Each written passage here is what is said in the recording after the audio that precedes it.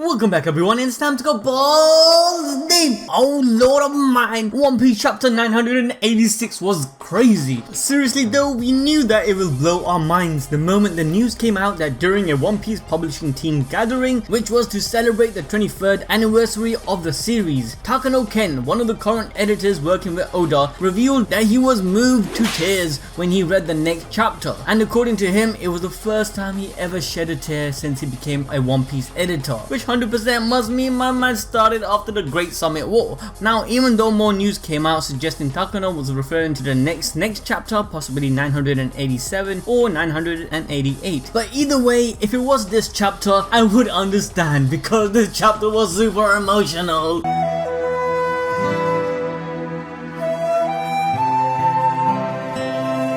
This chapter also showcased more or less a confirmation of a team up between the Straw Hats and Kaido's kid Yamato. After the Wano arc, Yamato will more likely join the Straw Hats in their journey as a guide. With Oden's journal, Yamato is really the only one to direct the team to the final Poneglyph and ultimately to the island Laugh Tale. But guys, before I go into my analysis on chapter 986, I want to shout out all of the Twitch subscribers along with the YouTube members who have shown us constant support. As most of you guys know, every week on Fridays I do a Twitch live reaction on the One Piece chapters, and it's really cool to see you lot join in. But to keep our anime balls deep One Piece community growing on our channel, let us know what other type of One Piece content you want me to cover. Put it down in the comment section below and make sure to smash that like button to show me that you guys are actually interested in these type of content. With that, let's cue the intro.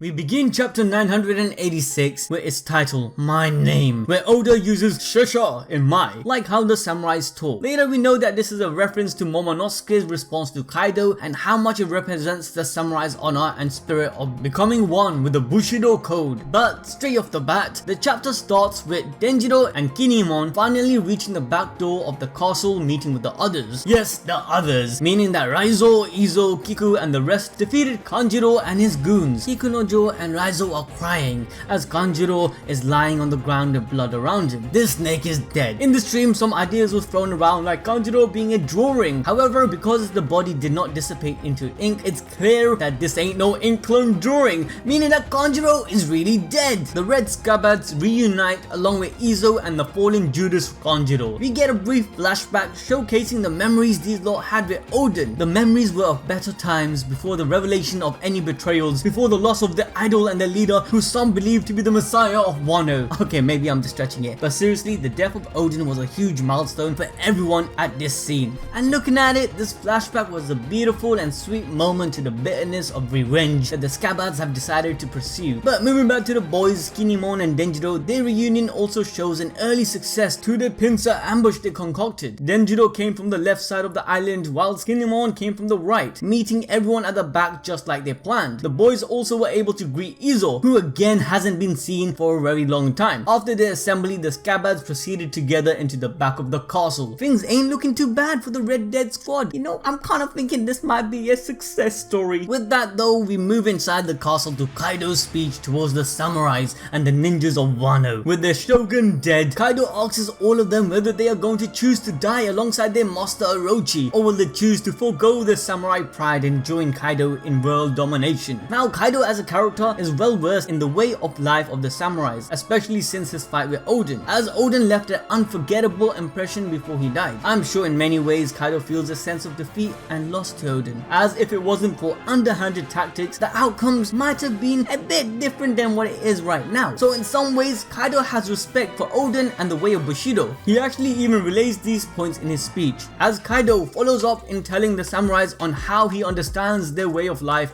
and value loyalty. He even goes far to say those who opposes him will earn his respect, but no doubt they will also die. But I'm sure a true samurai wouldn't be scared of death now, would they? However, in a matter of seconds, with the ninja captain Fukurokuju and the samurai general Hote, all of Orochi's subordinates swears allegiance to Kaido. With just that, Kaido gained 10,000 warriors. These guys seriously had no loyalty to Orochi to begin with. We all knew that Orochi was nothing but a pervy snake, and I'm sure most of these guys noticed it too. The funny thing thing is, out of all of the crowds, Boss Hyugoto is the only one to make a complaint. Obviously he ain't siding with Orochi, but the thing he is pointing out is very important. None of these warriors have the same level of code, honor and the way of Bushido the old warriors had in his time. Hyugoto, even though he once was a Yakuza boss, was also once a samurai who held their values highly. He grew up in Wano during the Kozuki family rule, and with their rulership, the authenticity of a warrior was maintained. Whereas once Orochi took over, the meaning of a true warrior was lost, following a tyrant and crook for such a long time, but slowly diminished any core values of honor and loyalty. And all of this was perfectly illustrated in this scene. Okay, so while all of this is going on, Big Mom, she's rolling around shouting, "Mama, mama, mama." I don't know why when I read this, I heard Conor McGregor's voice in my head. Mama, mama, mama.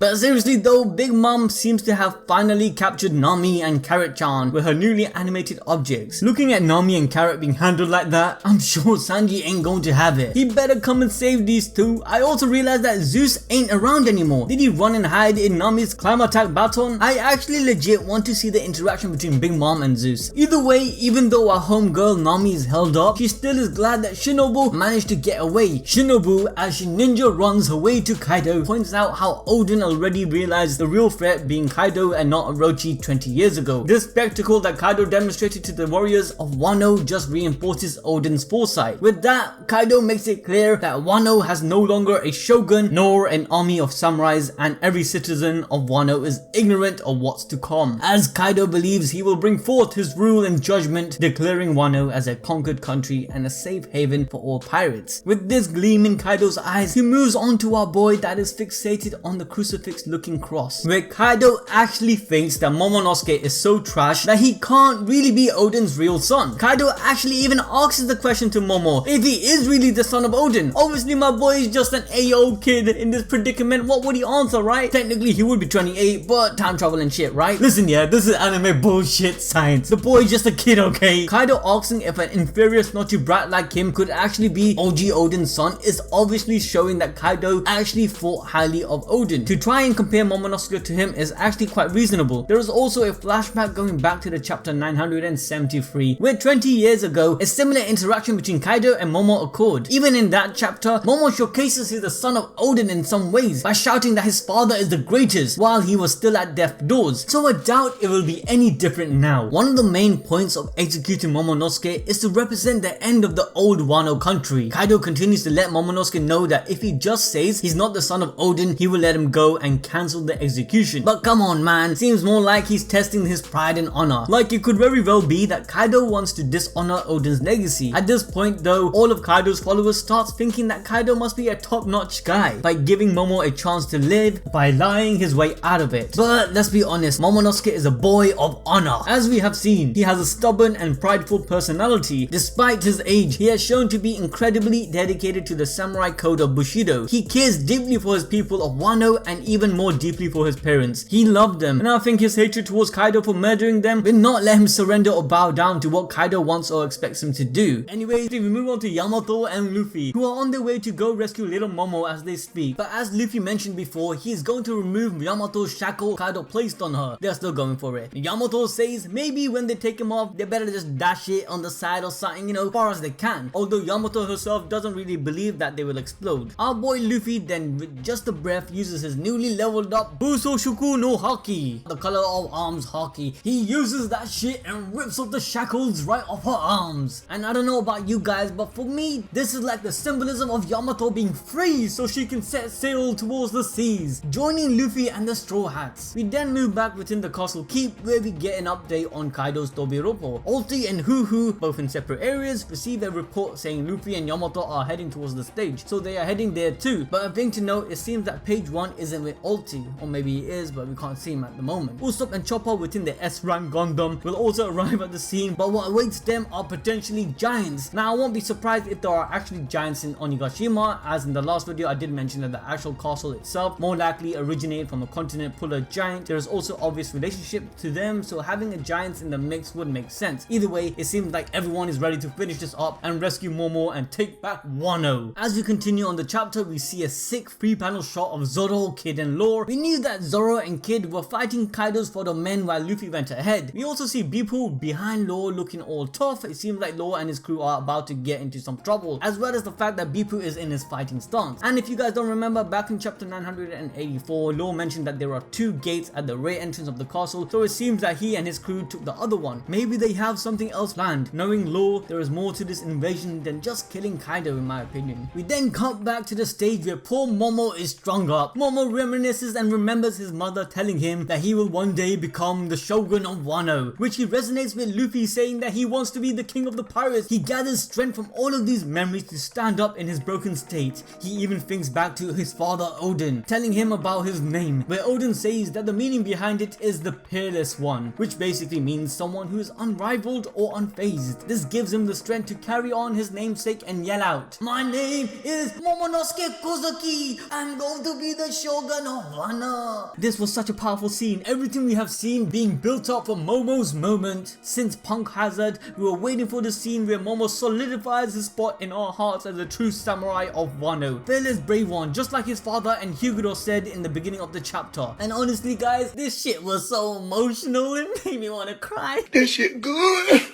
But with Momo's speech, everyone is shocked, even Kaido, as they didn't think Momo would say this. They assumed his spirit would totally be broken, but I guess it wasn't. Momo then says that after this, when he joins his parents in the afterlife, he will be able to look at them face to face. He even remembers his sister Hiyori and how he wishes to see her. He doesn't want to die, he doesn't want to cry, as he's a warrior who shouldn't cry. But being at such age, you gotta give him props. This whole page was pulling on all my heartstrings every panel. You could feel this little boy's emotions, his dreams, Oden's legacy about to be crushed by Kaido's bat, everything. However, before Kaido could strike the final blow on Momonosuke, something explodes through the wall, and who would have guessed is Yamato's handcuff, which was thrown earlier in the chapter after Luffy broke him. But she wows that Kaido is not her father anymore. Luffy follows up with calling Yamato to wait, and something interesting we have to know about how Luffy calls Yamato here is that he calls her with Yama-o, which means that Yamato is actually part of Luffy's crew. This is the beginning of the initiation, guys. I'm telling you, she's gonna be the next member. Luffy puts the O at the end of the name for Law and Kid, who are basically his allies. This shows that Yamato's crazy entrance has won Luffy over. Yamato for Nakama confirmed. Yes.